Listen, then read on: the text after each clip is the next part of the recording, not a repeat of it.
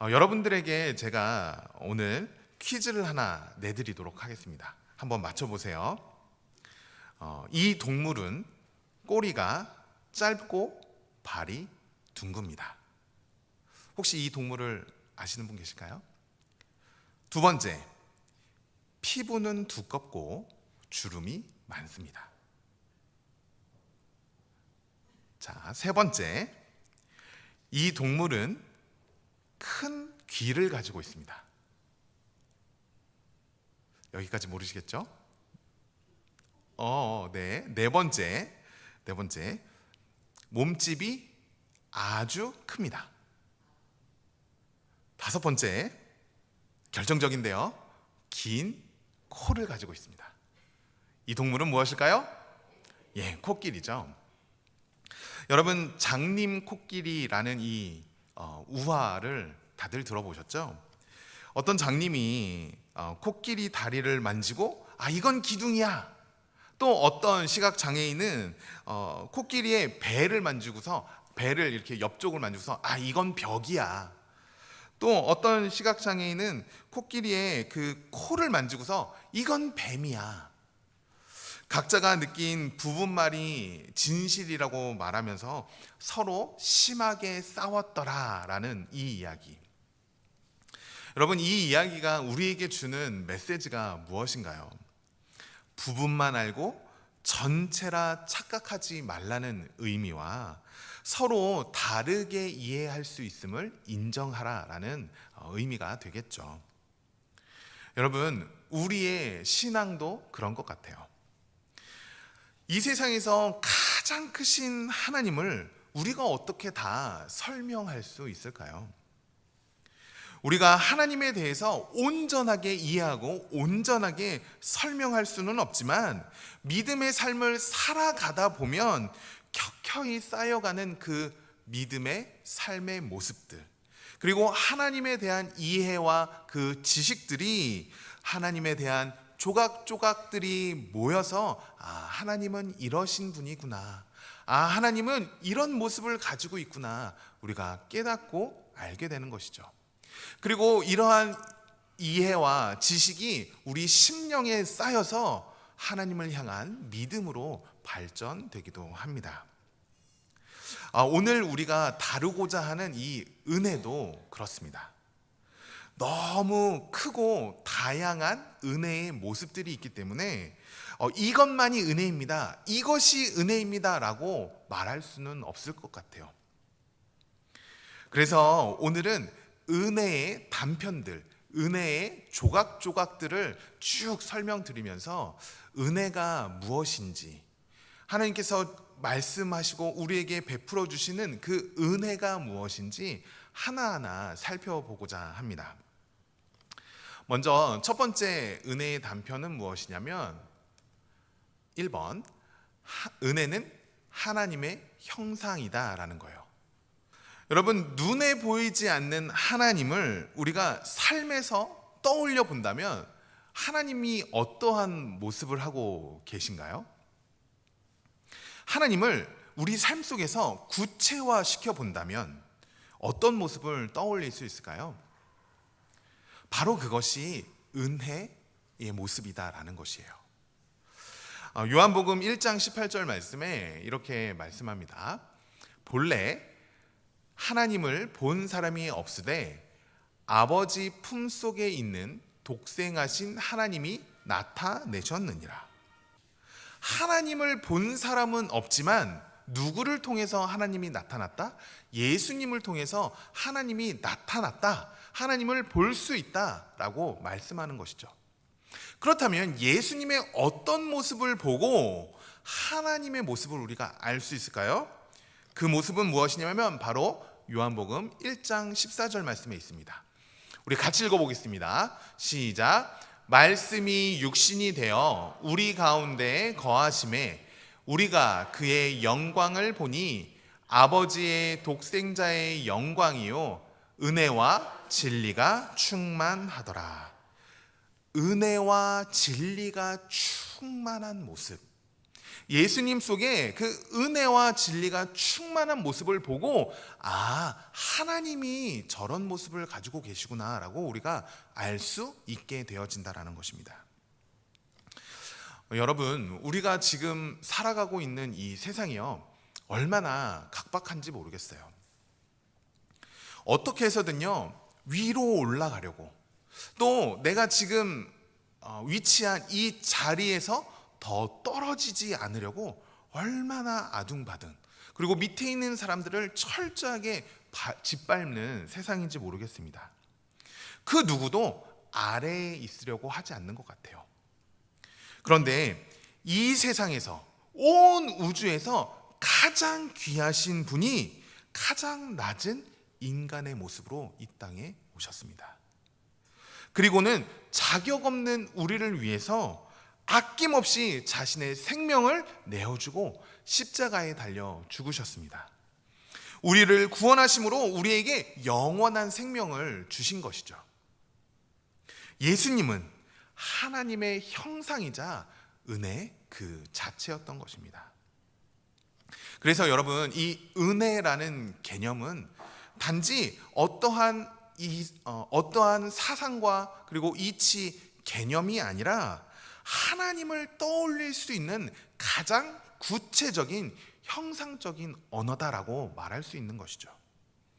은혜를 알면 하나님을 알게 되는 것입니다. 그래서 은혜는 하나님의 형상이다라고 말할 수 있는 거예요.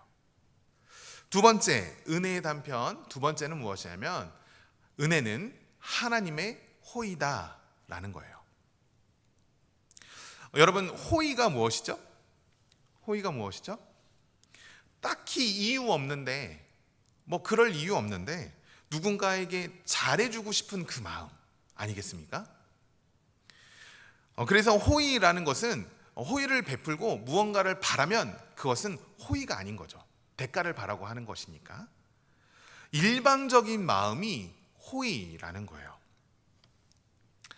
가끔 저희 집에 우리 성도님들이 오셔서 맛있는 김치도 주시고, 맛있는 고기도 주시고, 맛있는 해산물도 주시고, 제가 얼마나 감사한지 모르겠습니다.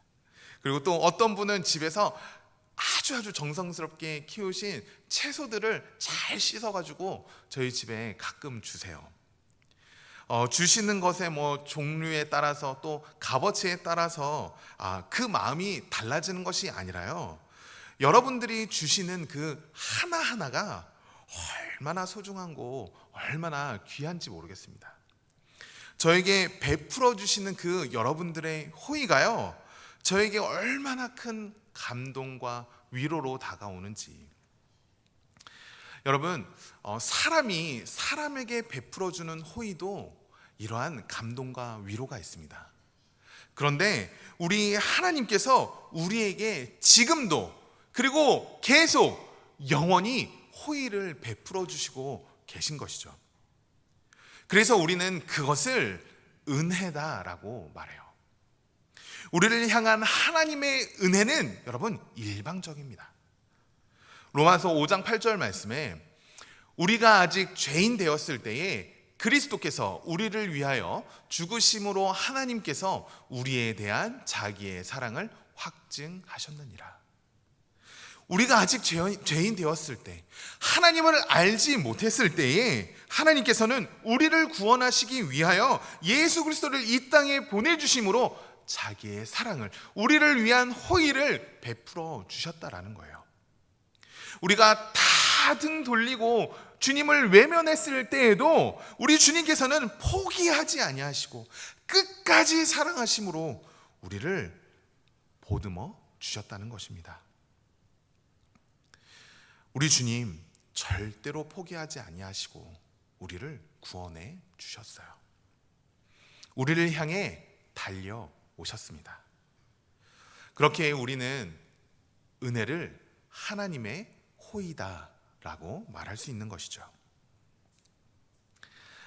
은혜의 단편 세 번째는 무엇이냐면, 은혜는 용서와 관용이다라는 것입니다. 여러분, 용서와 관용이 비슷한 것 같은데 조금 다릅니다. 용서는 무엇이냐면 어떤 상대방의 과거를 용납하여 주고, 또한 과거에 대해서 그것을 괜찮아라고 말해주는 것이 용서인 것이죠. 즉 상대의 과거를 덮어주는 것이 용서라는 거예요. 그런데 관용은 무엇이냐면 상대의 지금 현재를 덮어주는 것이 관용입니다. 지금 나에게 행하는 그러한 일들을 괜찮아 라고 이해해주고 그것을 덮어주는 것이 관용이라는 것이죠. 이 둘을 동시에 품은 태도가 무엇이다? 바로 은혜라는 거예요. 여러분, 예수님께서 십자가에 달려 죽으실 때 그 고통이 얼마나 심하셨을까요?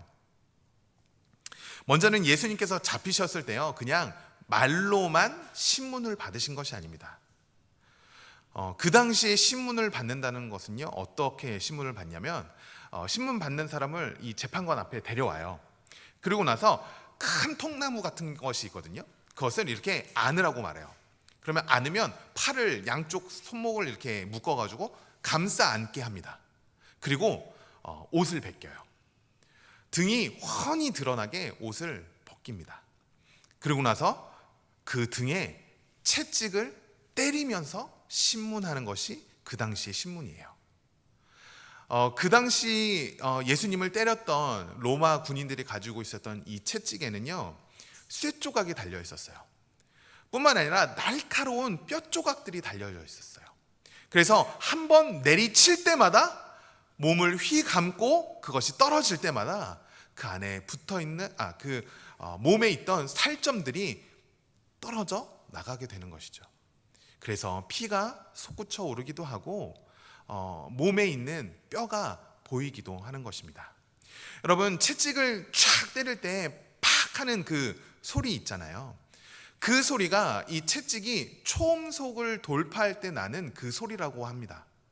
그러니까 얼마나 빠른 속도와 얼마나 강한 힘으로 채찍을 맞으셨는지 우리가 가늠조차 되지 않는 극심한 고통을 우리 주님께서 받으셨던 것이죠. 그런데 예수님께서는요, 그런 육체적인 고통만 받으신 것이 아니라 정신적인 고통도 당하셨어요. 사람들이 지나갈 때마다 침을 뱉고 예수님이 지나갈 때마다 뺨을 때리고 조롱과 비난, 그러한 것들로 엄청난 수모와 수치를 받으셔야만 했죠. 그리고 더 고통스러운 것은 사실 예수님이 아무런 잘못이 없으셨다는 거예요. 죄를 지은 건 우리인데 우리 때문에 예수님이 고통을 받으시고 이러한 수치와 모욕을 당하셔야 했으니 영적으로나 육적으로나 심적으로나 정신적으로나 얼마나 고통스러우셨을까요? 그런데 예수님께서 십자가에 달리셨을 때 이렇게 고백하십니다. 누가복음 23장 34절 말씀, 우리 같이 읽어보겠습니다. 시작. 이에 예수께서 이르시되 아버지, 저들을 사하여 주옵소서. 자기들이 하는 것을 알지 못함이니이다 하시더라. 그들이 그의 옷을 나눠 제비 뽑을세. 여러분, 우리 예수님께서는 죽음과 고통이 있는 그 가운데서도 우리를 향하여 무한한 용서와 무한한 관용을 베풀어 주셨습니다. 우리 하나님, 여러분, 우리의 과거를 묻지 않으세요. 그리고 우리를 지금도 용납하여 주심으로, 관용하여 주심으로 계속적인 사랑을 약속해 주셨습니다. 그렇게 우리 주님께서 과거에 머물러 있지 말고 미래를 향해, 하나님을 향해 나아가라라고 우리를 응원하시고 우리를 받아주고 계신 것이죠. 여러분, 이것이 하나님의 은혜 아니겠습니까? 여러분, 누구나 다 숨기고 싶은 과거가 있는 줄로 압니다. 왜 저라고 숨기고 싶은 과거가 없겠어요? 제가 지금 굉장히 나이스해 보이고 괜찮아 보이고 그러지만 사실 저도요, 참 형편없는 삶을 살았던 때가 있습니다. 다들 이렇게 목사님은 그래도 돼? 이런 눈빛으로 쳐다보시는데 그럴 수 있어요. 그런데 제가 이 자리에 여러분 서 있을 수 있는 이유는 하나님이 저를 용서해 주셨고 지금도 그 사랑으로 관용해 주고 계시기 때문에 그렇습니다.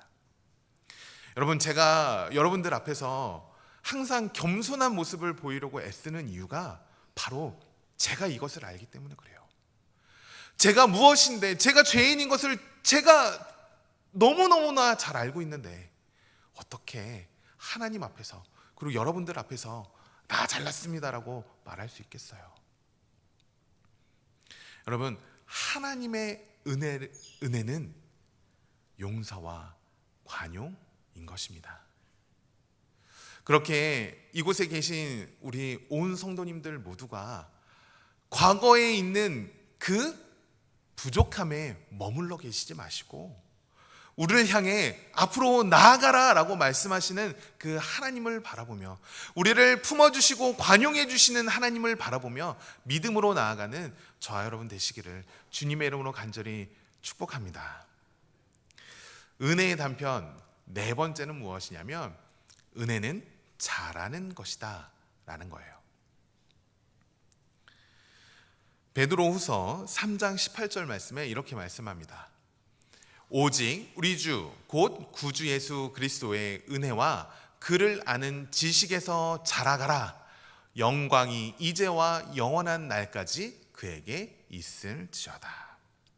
여러분, 성경은 우리에게 우리 안에 있는 그 은혜를 자라나게 하라라고 말씀합니다. 자, 여러분, 여기에서 이 은혜가 어떠한 성격을 가지고 있는지 우리가 알 수 있어요. 첫 번째는 무엇이냐면 은혜는 자라난다는 것이에요. 은혜는 자라난다는 거예요. 두 번째는 무엇이냐면 은혜를 받은 우리는 그 은혜를 자라나게 해야 된다라는 이 의미가 가지고 있는 것이에요. 여러분, 은혜가 자라는 것을 경험해 본 적 있으신가요?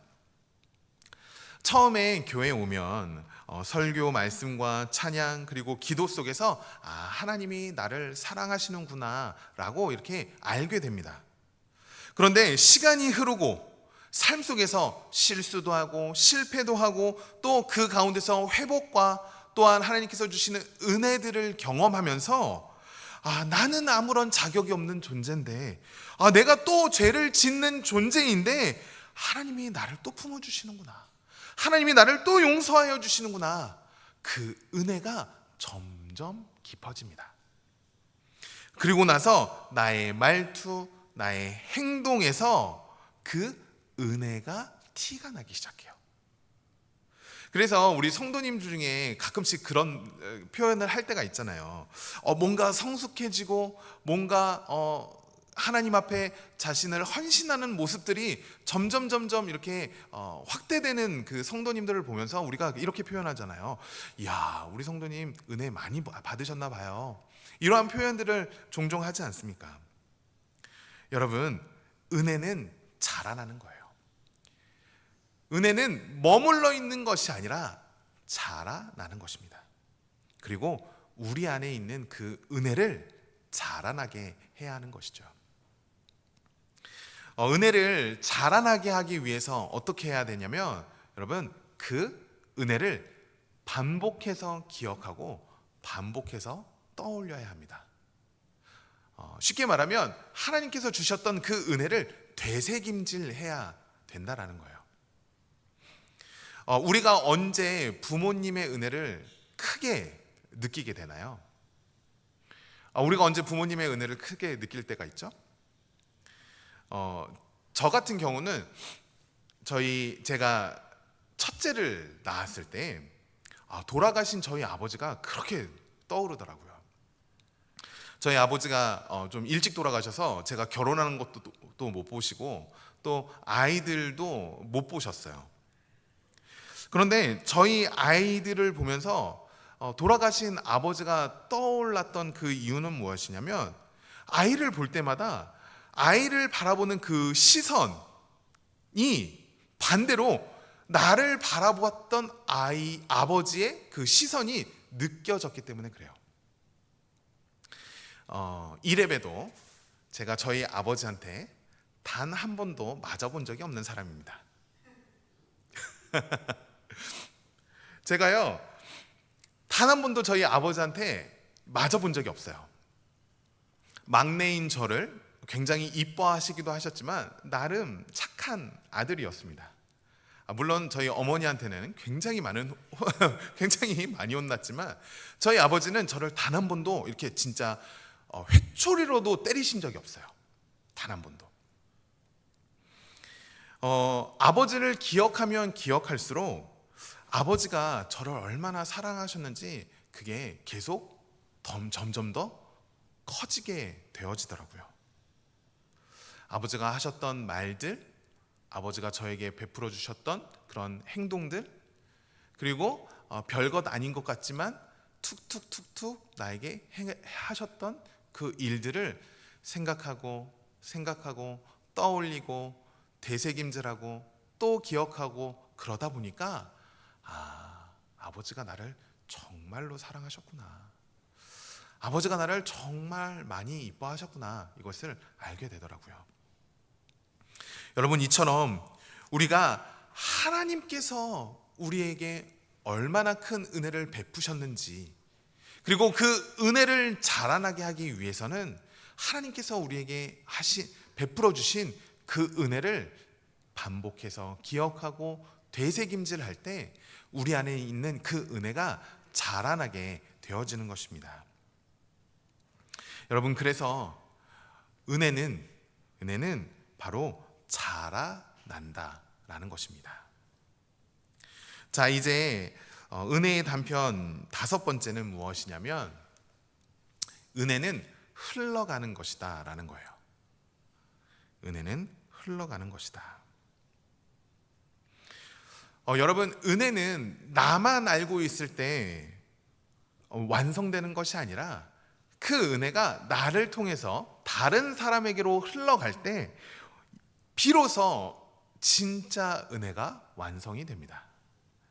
고린도후서 9장 8절 말씀에 하나님이 능히 모든 은혜를 너에게 넘치게 하시나니 이는 너희로 모든 일에 항상 모든 것이 넉넉하여 모든 착한 일을 넘치게 하게 하려 하심이라.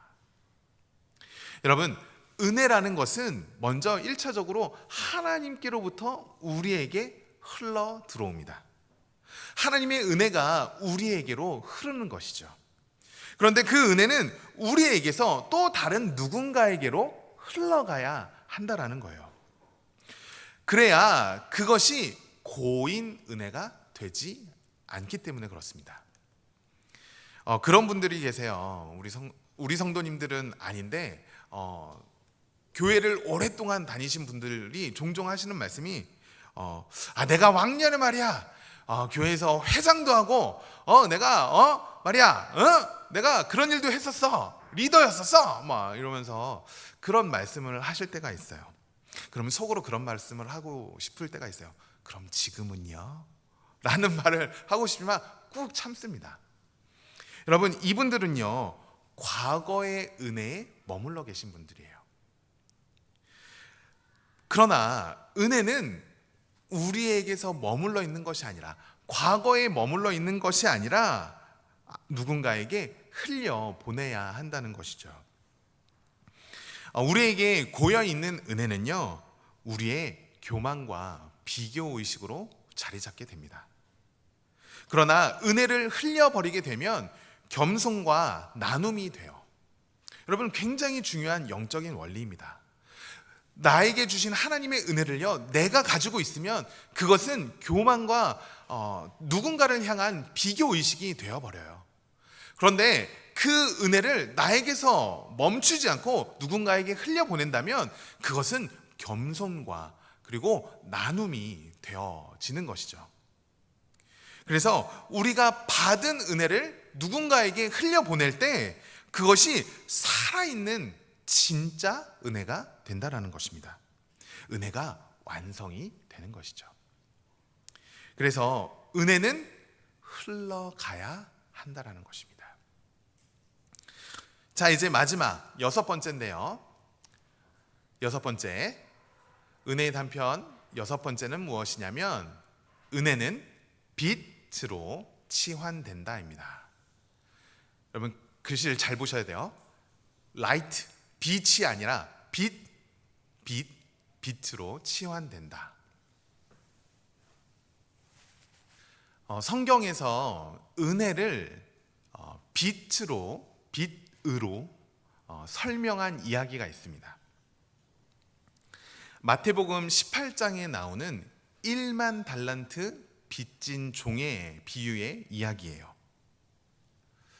어떤 종이 자신의 주인에게 1만 달란트를 빚집니다.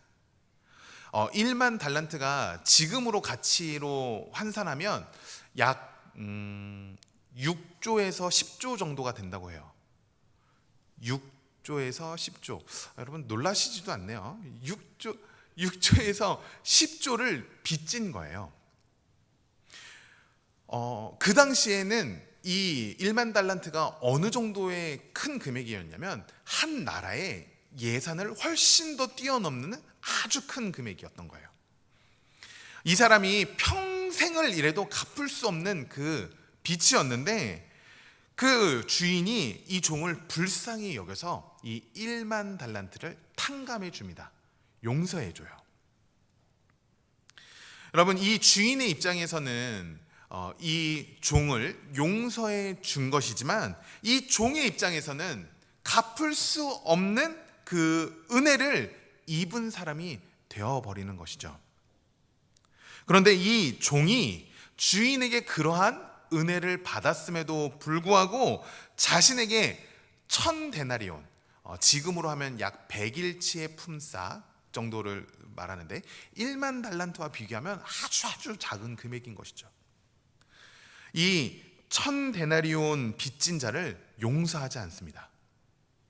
그러자 이 모습을 본 주인이 다시 그 종을 불러다가 옥에다가 쳐넣는 그 비유의 이야기예요. 여러분, 우리가 하나님의 은혜를 경험하고 하나님, 내가 하나님께 빚진 자입니다 라고 고백하는 것은 단지 감동의 말로 끝나는 말이 아니에요. 우리의 삶의 태도가 바뀌는 바로 출발점이 되는 우리의 믿음의 고백이라는 것입니다. 우리도요, 누군가에게 큰 도움을 받으면 그런 생각 들잖아요. 야, 내가 당신에게 정말 큰 빚을 졌습니다. 고맙습니다. 여러분, 이러한 말이 단순히 고맙습니다라는 감정을 넘어서서 내가 언젠가는 꼭 갚겠습니다라는 그 함축적인 의미들도 담고 있는 것이잖아요. 즉, 그 사람이 나에게 베풀어 주신 그 은혜가 나에게 책임감과 깊은 무게를 느끼게 된다라는 것이죠. 그래서 여러분, 우리가 하나님께 은혜를 받았을 때에 하나님, 내가 하나님께 빚진 자입니다 라고 고백하는 것은 하나님이 우리에게 베풀어 주신 그 은혜에 대한 감사와 그리고 책임감을 가지며 삶의 태도가 새롭게 출발하는 그 출발점이 되어진다라는 거예요. 우리 하나님, 우리에게 베풀어 주신 은혜를 두시고 우리에게 갚으라고 강요하시는 분은 아니세요.